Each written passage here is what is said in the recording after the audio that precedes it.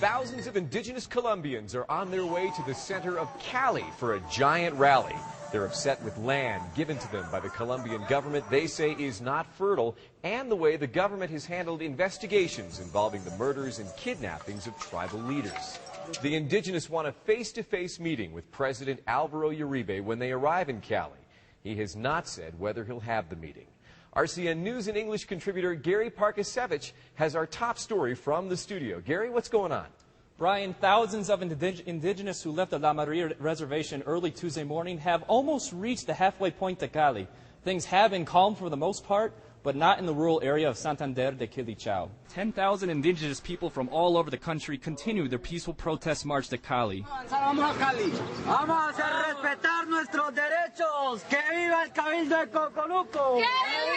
They're angry because they claim land recently given to them by the government is not good for farming. They're also upset with the way the government investigated recent murders of tribal leaders. National Police and Indigenous Guard kept close watch on the march to make sure things just didn't turn ugly. Meanwhile, in Santander de Quilichao, an unaffiliated protest turned deadly when a group of 500 indigenous people blocked the Pan American Highway. Police moved in to break things up, but not before two protesters were killed, as a papa bomba, a homemade explosive, went off in one of their hands before it could be thrown. Police suspect the FARC may have infiltrated this section of the march. Last week, another indigenous protest on the Pan American Highway turned deadly with more than 20 people killed and police officers injured. Defense Minister Juan Manuel Santos says he has pictures of 6 well-known FARC members who had infiltrated the protests and were inciting the violence. President Uribe says he respects the indigenous people's right to protest, but he will not tolerate violence. He is also asking for police to investigate some of the leaders of the march for alleged links with guerrilla fighters. Now, the marchers are expected in Cali on Friday, where extra police and medics will be on hand to monitor the protests. For RCN News in English, I'm Gary Parkasevich. Brian? Thanks very much, Gary, and welcome to Colombia. Look for Gary's reports on RCN News in English during the weekend. As the news continues, Colombian prosecutors have brought formal charges against the former head of the prosecutor's office in Medellin. He's Guillermo Valencia Cosio, who happens to be the brother of the country's Minister of Justice and Interior.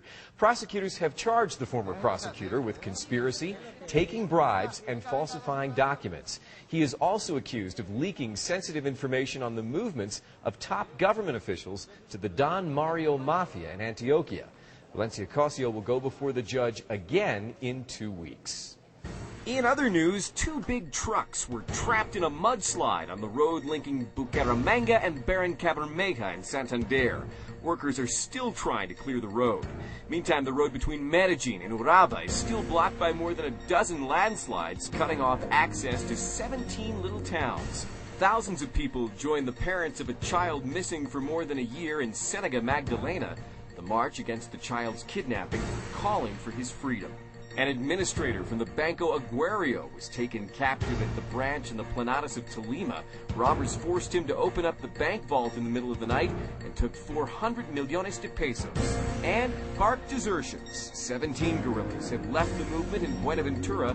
Former fighters turned in their guns and explosives and will now enter a government program to turn their lives around. We told you yesterday that 6 out of every 10 computers here in Colombia have pirate software installed on them. This based on a new study by the Microsoft Corporation. RCN News and English reporter Efren Arce Jr. goes one-on-one now with Microsoft's anti-piracy director to talk about the issue here in Latin America. Hey, Brian, today we have a very special guest that is visiting our country. It is Keith Beeman. He is the general manager for Microsoft, and he is visiting our country because of piracy, right, Mr. Beeman? That sounds right. Thank you for welcoming me back to Colombia. Yeah, actually, in the industry, software piracy rate for Colombia is 58%, which, while still high, is actually the lowest in the entire region of Latin America.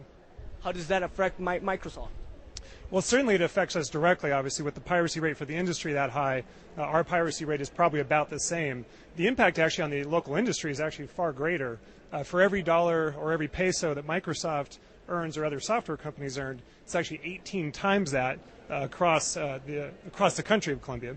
Well, Mr. Beeman, thank you very much. Well, just before we let you go, have you seen yet RCN News in English? Through internet? I have, actually. I have. Yeah, yes. Your opinion? Very good. Very good. I travel a lot for my job. I actually travel to about 15 to 20 countries a year. And like a lot of people, the internet's how I stay in touch with the news when I'm traveling around the world. Well, we hope you continue to watch it frequently. Brian, this question you wanted me to ask Mr. Beeman, and well, here you are. You're right. He does watches our newscast. That's all from now. Brian, we're going to let Mr. Beeman go because he has a busy schedule, and we'll see you tomorrow with other news. Goodbye. Okay, thanks, Efren RCN. It's good to know the people at Microsoft in Washington State are keeping tabs on Colombia through RCN News in English. Now, our Nocaima adventure continues. Today, we're taking you rappelling, or barranquísimo, as we say in Spanish. Here's RCN News in English staffers Oliver de Iglesias and Ana Maria Hernandez.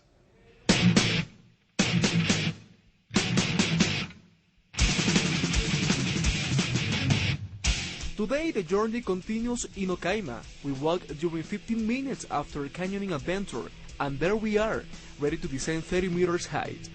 Well, as you can see, this is another extreme sport that you can practice here in Nocaima. It's named barranquismo. It's another way to say or to practice the rappel.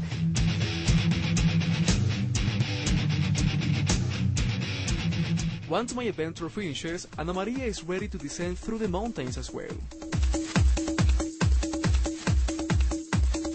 In this way, it passed our Barranquismo adventure. Tomorrow, you gotta take a look at Torrentismo, where we are going to descend a huge cascade. For RCN News in English, this is Oliver de Iglesias. All of our special reports this week from Ana Maria and Oliver's visit to Nocaima are available online in our special reports section. You can find it at the very bottom of our homepage at rcnnews.tv. Oliver and Ana Maria have also posted photos from their trip to our Facebook fan site. We now have more than 1,200 Facebook fans there. You can become one too by searching Facebook for RCN News in English and joining the fan site. Before we leave you today, we want to say a special hello to students at Bogota's Anglo-Colombiano School. They're a really smart group of young people who are newfound fans of the RCN News in English, and I had a chance to visit their classroom yesterday.